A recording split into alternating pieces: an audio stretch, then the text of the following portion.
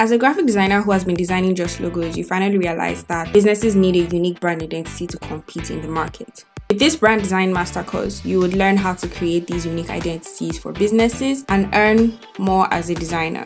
It covers all aspects of brand design, and this course is very massive. The course covers developing client briefs, doing research, proper research, creating stylescapes for creative direction, brand positioning, word mapping, sketching classes, logo development and design process, and how to select the right colors and typography, coming up with other brand elements like patterns, illustrations, and then also using mockups to communicate the brand to your client. Photography is not left out, and presentations to clients and the public as well. Most importantly, creating brand identity guidelines.